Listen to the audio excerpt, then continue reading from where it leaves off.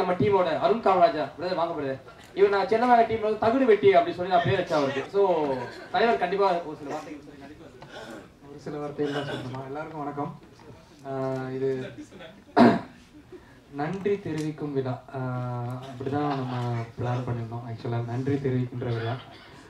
இந்த நன்றி எதுக்குன்னா, இணையதளம், பத்திரிகை, தொலைக்காட்சி இவங்க எல்லாருமே ஒரு மனதாக இந்த படத்தை வெற்றி படம்னு அறிவிச்சிருக்காங்க. மக்களும் அதை வந்து ஏற்றிருக்காங்க.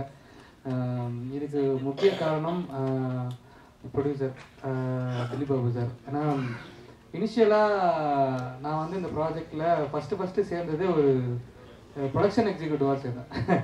நான் தினேஷ் ஈபி இருக்கார், அவர் கூட அவர் டீமில் ஒன் ஆஃப் த மெம்பராக நான் அந்த ப்ராஜெக்டில் ஃபஸ்ட்டு சேர்ந்தேன். அதுக்கப்புறமா கதை நம்ம ஏற்கனவே சரவணன் சார் வந்து எனக்கு இந்த கதையை இந்த தகுடு வெட்டி கேரக்டருக்காக ஏற்கனவே நேசமணிக்காக என்னை கூப்பிட்டு ஆடிஷன் பண்ணார். அப்போ வந்து நான் டைரக்ட் பண்ணுற மாதிரி இருந்து பேச்சுவார்த்தைகள் போயிட்டு இருந்த டைம் அப்போ நான் வந்து சொன்னேன், இல்லை சார் நமக்கு படம் கமிட் ஆகிற மாதிரி இருக்குது, ஸோ நீங்கள் ஷூட் பண்ணுற நேரத்தில் என்னால் வர முடியுமான்னு தெரில அப்படின்னு சொல்லிட்டு கை கொடுத்துட்டு வந்துட்டேன். பார்த்தா திருப்பி அவர் படம் பண்ணுற கம்பெனிலே நானும் ப்ரொடக்ஷன் எக்ஸிக்யூட்டிவாக இருந்தேன். ஸோ அந்த கேரக்டரை திருப்பியும் அந்த கேரக்டருக்கான ஆடிஷன் போகும்போது அருண்ராஜா நீங்கள் பண்ணுறீங்களா அப்படின்னு சொல்லி கேட்டார். கண்டிப்பாக பண்ணுறேங்க, எனக்கு அந்த கேரக்டர் ரொம்ப பிடிச்சிருக்கேன். புக்கு கொடுத்து படிக்க சொன்னார். ஸோ புக்கு கொண்டு வந்து அந்த புக்கை படிச்சுட்டு அந்த புக்கிலேருந்து படம் பண்ணுற ப்ரொடியூசர்ஸ் ரொம்ப கம்மி. ஸோ புக்கு படிச்சுட்டு படம் பண்ணுற ப்ரொடியூசர்னால் அது நல்ல ஒரு ஒரு கன்ஃபார்மாக அந்த சினிமா லாங்குவேஜ் தெரிஞ்சால் மட்டும்தான் அந்த புக்கை படிச்சுட்டு படம் பண்ண முடியும். ஸோ அப்படி படிச்சுட்டு படம் பண்ணுற ப்ரொடியூசர் தான் திலீப் பாபு சார். ஸோ அந்த விஷயத்துக்கே அவர் மிகப்பெரிய தேங்க்ஸ் சொல்லுவேன். ஏன்னா கதை கேட்டுட்டு சொல்லும் போது ஒரு மாதிரி சொல்லுவாங்க, எடுக்கும்போது ஒரு மாதிரி இருக்கும். பட் புக்கில் வந்து மேக்ஸிமம் எல்லாமே வந்துடும். ஒரு ஸ்க்ரீன் பிளேலேருந்து டயலாக்லேருந்து எல்லாமே வந்துடும் ஆல்மோஸ்ட். ஸோ அப்படி புக்கை படிச்சுட்டு ஓகே சொல்லி இந்த படம் ஸ்டார்ட் ஆச்சு. ஸோ இந்த படத்தில் ஒரு மெம்பராக ப்ரொடக்ஷன் சைடில் இருந்ததுனால எனக்கு கொஞ்சம் எக்ஸ்ட்ரா சலுகைகள்லாம் இருந்துச்சு. ஸோ ஸ்பாட்டில் கொஞ்சம் ஏகபோக மரியாதை, எல்லாருமே வந்து பயங்கரம். அப்போல்லாம் நம்ம ஆமாம்மா அது சொல்கிறேன். ஸோ அதெல்லாம் நிறையாவே இருந்துச்சு. நிறையா ஹாப்பியாக ஜாலியாக சுற்றிட்டு இருந்தோம். டைரக்டர் அப்புறமா நிறைய பேருக்கு நம்ம வந்து நடுவில் ஏதாவது கோச்சுக்குவாங்க எல்லாரும். டைரக்டர் வந்து என் கூட கோச்சுக்குவார், அப்புறமா இபி கூட கோச்சுக்குவார். நிறைய இந்த மாதிரி சின்ன சின்ன ஒரு ஹெல்தியான ஆர்குமெண்ட்ஸ் நடக்கும். அதுலலாம் வந்து சமரசம் பண்ணி வைக்கிற வேலை தான் நான் ஃபஸ்ட்டு பார்த்துட்டு இருந்தேன்.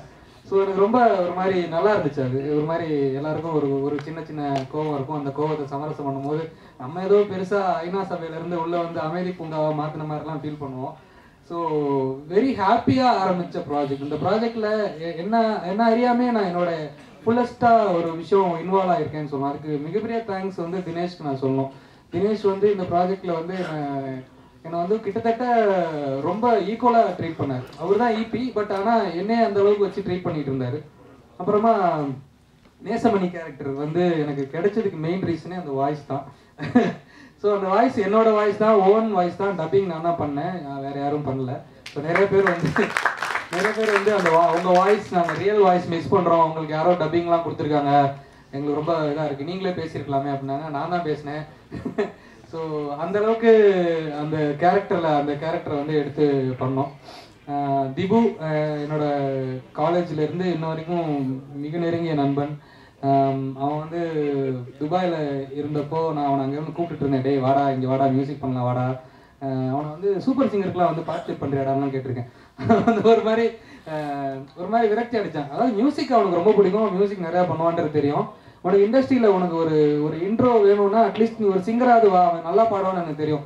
ஸோ சிங்கரா வந்து ஏதாவது பண்ணினா உனக்கு அட்லீஸ்ட் அதில் ஒரு எக்ஸ்போஷர் கிடைக்கும், அதுக்கப்புறம் நீ மியூசிக் டைரக்டர் ஆகிக்கலாம் அப்படிலாம் சொல்லியிருக்கேன்.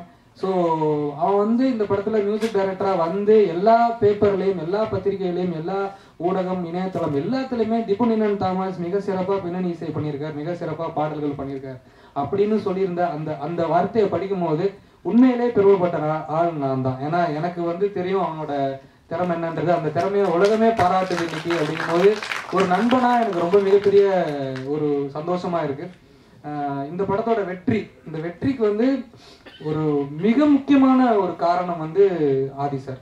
ஏன்னா ஆதி சார் வந்து இந்த படத்துல ஹீரோ அப்படின்னு வந்துட்டு ஹீரோயிசம் அப்படின்றதுலாம் இல்லாம ஒரு கதையை அவரு தோல்ல தாங்கி கூட்டிட்டு போறாரு. அந்த கேரக்டருக்கு செங்குட்டுவன் கேரக்டர் தான் படம் ஃபுல்லா இருக்கும். பட் ஆனால் அந்த செங்குட்டுவன் வந்து எல்லாருக்குமே ஸ்க்ரீன் ஸ்பேஸ் கொடுத்துருப்பாரு, எல்லா கேரக்டருக்குமே இம்பார்ட்டன்ஸ் கொடுத்துருப்பாரு. அது வேற எந்த ஒரு ஆக்டருமே பண்ணுவாங்களான்றது கண்டிப்பா தெரியாது. ஏன்னா இவர் வந்து இவரோட இந்த ஒரு ஆக்ஷன் ஹீரோ, அந்த ஒரு நல்ல ஸ்கிரிப்ட் சூஸ் பண்ணி பண்றாரு. அவர் எல்லா மாதிரியான படங்களும் பண்ணுவாரு. ஈரம்லாம் பார்த்துட்டுனால வந்து பயங்கர ஹாப்பியா இருந்து இவருக்கு வந்து இந்த மாதிரியான படங்கள் நிறைய வரணும்னு ஆசைப்பட்டுட்டு இருக்கும்போது எனக்கு இந்த படத்துல இவர் இவ்வளவு ஸ்க்ரீன் ஸ்பேஸ் எல்லாருக்கும் கொடுத்து ஸோ எல்லாருமே ஹீரோவா ட்ரீட் பண்ண விதம் வந்து உண்மையிலுமே ஹேட்ஸ் ஆஃப். அதுக்கு ரொம்ப ரொம்ப நன்றி. இன்னைக்கு என்னை வந்து நேசமணியா எல்லாரும் பாக்குறாங்கன்னா அதுக்கு காரணம் ஆதி சார் தான். ஏன்னா அவர் கொடுத்த ஸ்பேஸ்ல தான் இன்னைக்கு எல்லாரும் நேசமணியா என்னை பாக்குறாங்க. அப்புறம் இந்த படத்துக்கு இன்னொரு முக்கியமான வெற்றிக்கு காரணம் வந்து நிக்கி, அருணண்ணான்னு என்ன அன்பா எங்க பார்த்தாலும் கூப்பிடுற நிக்கி சிஸ்டர் வந்து இந்த படத்துல வந்து அவங்களோட பெஸ்ட் பண்ணியிருக்காங்க. ஏன்னா ஒரு மேலோட பாடி லாங்குவேஜ் எடுத்து பண்றது வந்து சாதாரண விஷயம் இல்லை. ஸோ ஒரு ஹீரோயினா இந்த படத்துக்கு வந்து அவங்க நிறைய ஜஸ்டிஃபிகேஷன் கொடுத்துருக்காங்க. அண்ட் கீர்த்தி வந்து காஸ்டியூம் டிசைனர் இந்த படத்துக்கு.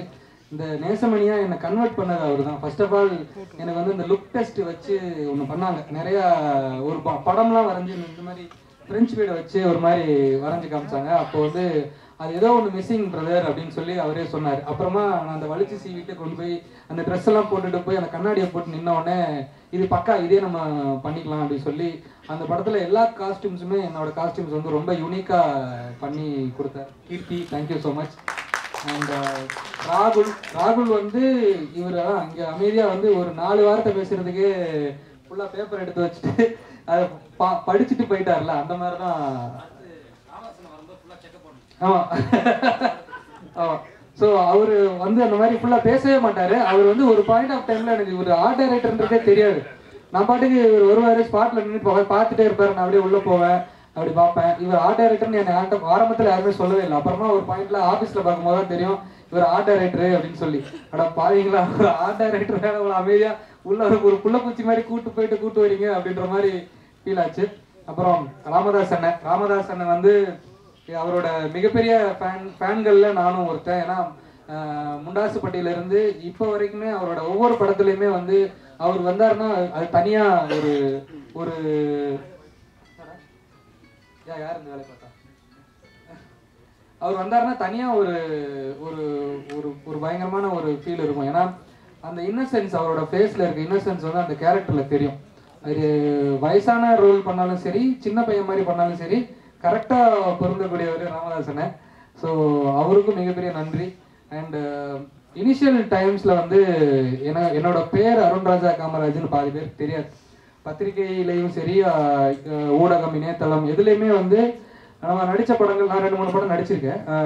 நெருப்புக்குமார் அப்படின்றது தெரியும், மான்கராத்தில் பண்ணது. அப்புறமா ராஜாராணியில் ஏன்னு கத்துறப்போ எல்லாருக்கும் தெரியும். பட் என் பேர் வந்து நிறைய பேருக்கு தெரியாது. பட் இந்த படத்தின் மூலமா ஆர்டிஸ்ட் அப்படின்ற லிஸ்ட்ல அருண்ராஜா காமராஜன் எல்லா இடத்துலையும் என் பேர் பார்க்கும்போது ரொம்ப சந்தோஷமா இருக்கு. அந்த பேர் எழுதுனா எல்லாருக்குமே நன்றி. ஏன்னா இந்த ஒரு அங்கீகாரத்துக்காக தான் இவ்வளோ போராடுறோம், உழைக்கிறோம்னு சொல்ல முடியாது. ஆனால் உண்மையுமே போராடி தான் இந்த இடத்துக்கு வந்திருக்கோம். ஸோ என்னை அங்கீகரித்த ஒவ்வொருவருக்குமே என்னோட மிகப்பெரிய நன்றி. அண்ட் இந்த மாதிரி நல்ல திரைப்படங்கள், அதாவது கதையை மட்டுமே நம்பி அது மேல இன்வெஸ்ட் பண்ணி அதுல உழைப்பை போட்டு உண்மையாலுமே படம் எடுக்கிற ஒவ்வொருத்தருக்கும் இந்த மாதிரியான ஒரு வரவேற்பு கிடைச்சதுன்னா கண்டிப்பா இந்த மாதிரியான நல்ல திரைப்படங்கள் எப்பவுமே வரும் அப்படின்றதுல எந்த சந்தேகமுமே இல்லை. ஸோ இந்த மாதிரியான ஆதரவுகளை நீங்க கொடுக்க தான் இந்த மாதிரியான படங்கள் நிறைய வரும். So thank you so much for every thing. உங்களால தான் இந்த படம் இவ்வளோ பெரிய வெற்றி. உங்களுக்கு தான் இந்த மிகப்பெரிய நன்றி நான் தெரிவிச்சுக்கிறேன். எங்கள் டீம் சார்பாக எல்லாரோட சார்பாகவும் மிகப்பெரிய நன்றி. Thank you so much.